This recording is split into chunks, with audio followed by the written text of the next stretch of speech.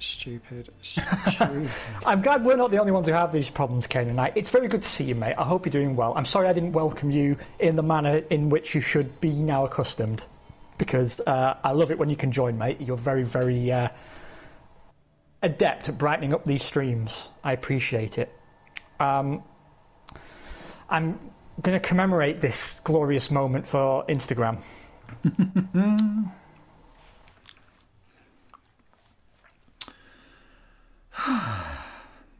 Right. I will get 10th place. Well, you're starting in 10th. Right, do I quit? What's going on? What's happening on your screen? Saving to online services. Because, like, I'm just pinwheeling and it says you're busy. Like I'm waiting for you. I've got Between you and me, I don't think I'm waiting for you. I think the whole thing's just fucked. Oh, why is this game so fucking annoying? Do I back out? I can't back out because this is developing into something like Groundhog Day. Yes, I agree, Roy. I agree. I'm so sorry, everyone. We've had problems with a game before.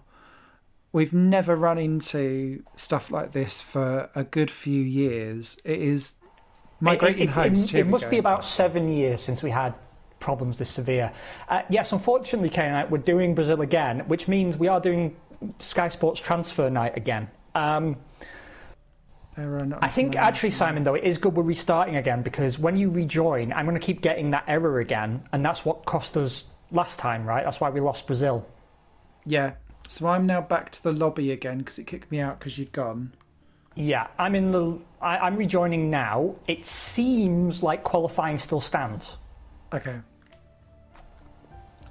That's fine. No, practice is done. We have to do qualifying again. But that's fine. That's all right. That's fine. We get a double hit. We get a fresh chance. I see. Now I'm on the race.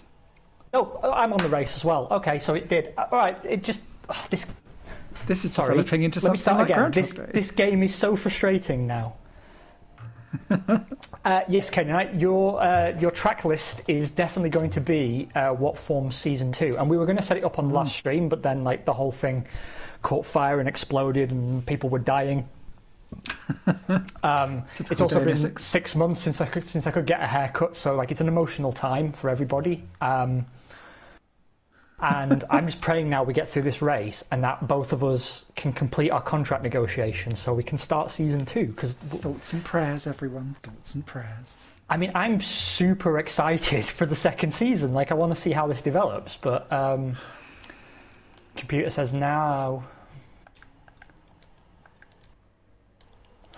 Right. I'm also still investing in the Alpine, and you might think, why would you do that when you don't intend to drive at Alpine next year? Mm-hmm. Well, it's because the game may force me to drive for Alpine. So I spent the points to make sure our plank and the under-nose turning vanes are saved.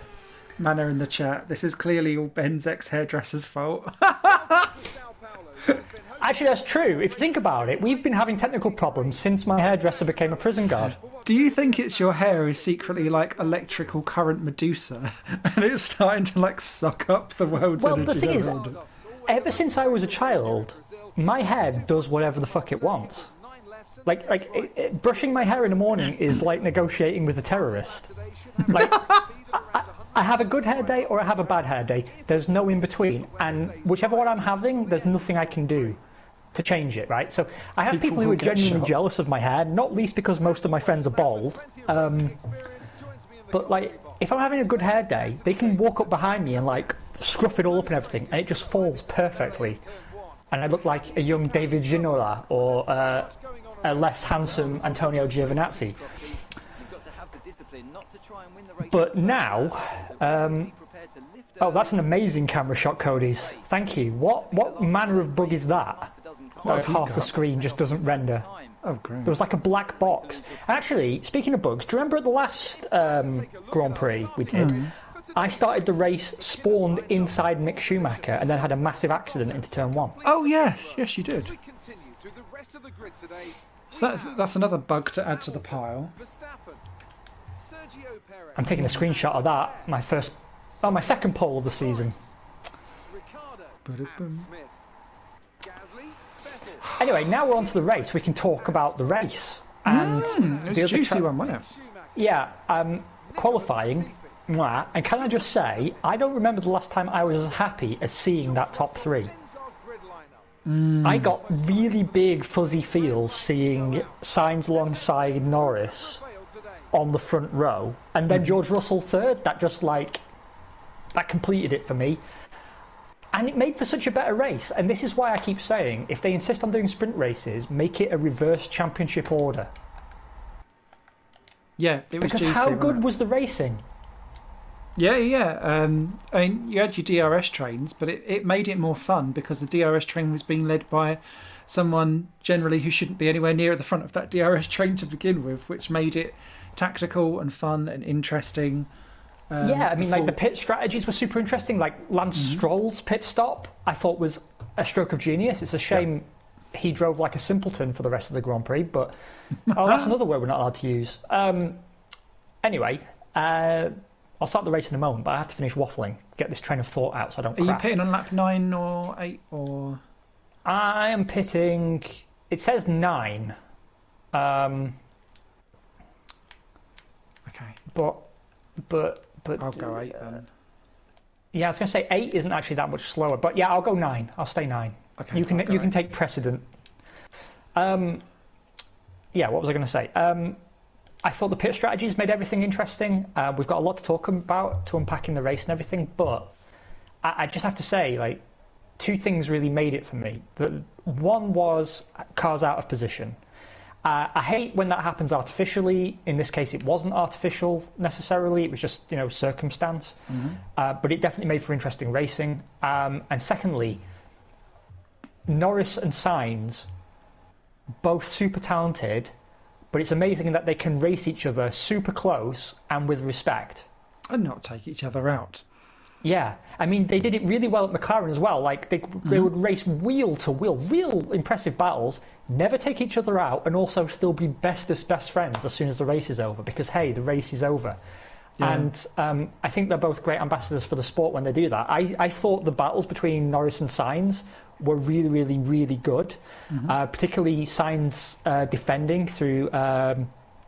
the fast corner section before it was a few laps before Norris eventually got him, but they were side by side in a place I wouldn't be brave enough to overtake and kept it clean. So phenomenal balls. Also, George Russell third on merit, don't care what anyone says, and he held on to it for a large chunk of the Grand Prix. So mwah. Defo. Right, shall we get through this stressful opening part of the... Disconnect. Try not to crash and die. That was a quick lights out. It was, wasn't it? Fuck off, Mercedes. Fuck off. Oh, damn, he's got me. But I'm more concerned about not spinning and not crashing. I can always take him over later. I beat him on pit strategy last time anyway, so... How about you? Did you get away cleanly this time? Because I think you've got more pace here than we saw last time. You got some bad luck. I did. And wasn't it Bottas or Verstappen who? Yeah, Bottas done me up the arse in a. But I wonder if that's going to be Antonio Giovinazzi's biography title when he retires. What I hope is, what I'd like to see is Bottas have a completely new helmet design for next year, which is just a mocap like. Massive picture stain of Giovinazzi's hair just rolled on the outside of his helmet. I tell you what, I've been seriously warming to Bottas the last few days because he's been a bit active on Instagram and he's taking no prisoners. Shame he doesn't do that during the races though. His race up until the rain was bloody atrocious, and then well, it was on purpose, and his Instagram kind of alludes to it. So, first of all, prior to the race, he made a post, and I hate, referring to social media for this, right? Because it's what the news does, and it's no journalism, and it's really stupid. On this date, you tweeted this, and it's like, who gives a shit? But You know the now famous Bottas meme from the last Grand Prix? You know, where they ask for his reaction and he just pulls that face? Yes. Well, he posted a meme that was that in front of a big pile of like engines in the scrapyard with the title Bottas and all his engines. And he was making the point that he took a completely needless engine penalty and Mercedes did it so he wouldn't get in Lewis's way, but he would stay in Verstappen's way. Yeah. And that's why he made no effort at all to keep Verstappen behind him. And he also confirmed to the press that he had been told at the start of the season he was not allowed to go for the title. What? So, yeah, he was not allowed to compete. That was exactly what he was told. So, suddenly, his lackluster performances this season start to make a bit more sense. Yeah. Because you know what, I wouldn't fucking bother either.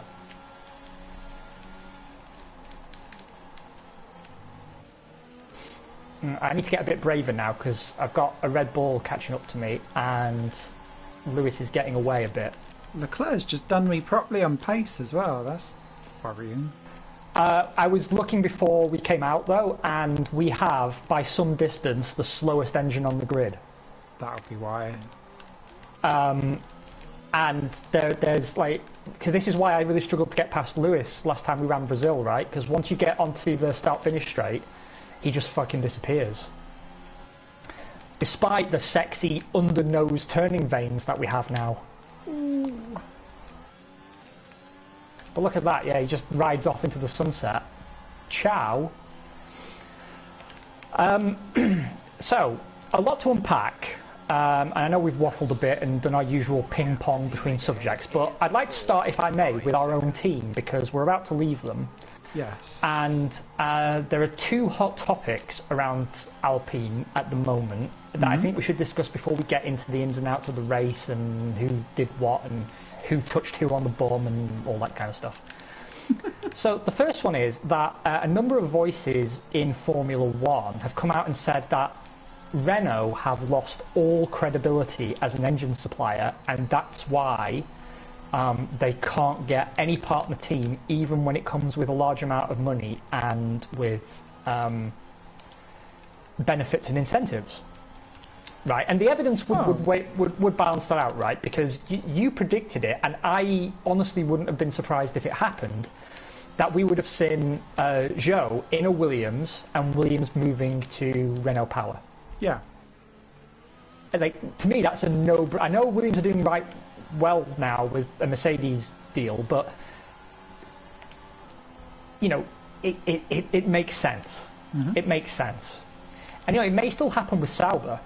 Not to derail us already, but Binotto did also come out and say that Alfa Romeo's decision not to take a Ferrari Junior, which tells me he already knows they're not taking a Ferrari Junior, will have consequences, were his exact words. So I expect the Alfa deal to be terminated early. Anyway, the point is that for my money, Alpine has one of the best young driver academies out there. In fact, I'd even argue possibly even the best in terms of depth and breadth of talent. Yeah, it's one of them, yeah. And yet they've got no seats to put people into. And neither do Ferrari, but Ferrari can at least get people an IndyCar drive. Congratulations, Callum Ilott, well deserved. So, you know, there's two factors there where Alpine/Renault are suffering from poor credibility. Like, if I was a young driver, I would not be signing a contract with them unless it was absolutely inescapable. Like, I needed it to continue my junior career. Like, if I have any other option, including just private sponsorship, without tying myself to a manufacturer. And to be honest, that's the other thing. If I was a young driver today, I probably wouldn't even tie myself to a manufacturer because it kills your career so quickly. Yeah. In a way that it was designed to do the opposite. You know, it very nearly, it did kill Daniel Kvyat's career pretty much. It almost killed Carlos Sainz. It did a pretty good job on Alex Albon as well. Although it seems to be the only way to get to F1 now, I think it's a very risky strategy to take now, because who knows what the field looks like in 3-4 years when you're actually there, and maybe you get yourself to F1 to find there's no seats. Yeah. But the point is, Alpine have done nothing to show that they are suitable custodians for a talent like Zhu or Lundgaard or oh god, what's the other one I'm thinking of? Porche's Ferrari, isn't he? It does begin with a P though. Piastri? Yes. He's in the Alpine program, isn't he? No, I don't think he is. Oh, maybe I'm thinking of someone else, but it's difficult to think when I'm driving. But the point is, Alpine have a very, very solid young driver lineup that is bigger than the seats they have available even in F2. So they've got a real chicken and egg problem, right? Because they can't seem to produce a decent engine. Although I would say it's not as horrible as the Renault branded units were previous years. Last year and this year, their units seem to be there or thereabouts. I don't think it's a huge deficit, but damage has been done. So they can't seem to get the credibility back to secure an engine customer, which means they can't get the seats they need to develop juniors, which means they can't regain the trust and credibility they need to attract young drivers in future. And given Alpine/Renault are committed to F1, they say indefinitely, I'm just wondering how shaky that commitment's going to become very, very quickly. Because I'm struggling now to see precisely what they're going to get out of this. Even in a season where they won a race. Which seems like a very odd thing to be saying. I get what you mean. And there's also... I'm sorry, there is a lot for you to unpack there, I know, and I did a lot of talking, so take your time. No, it's fine. I'm going to be attacking the pit lane in a second, so I will cry on that in a sec. Don't crash and die. That's why I'm going to be quiet for a second. I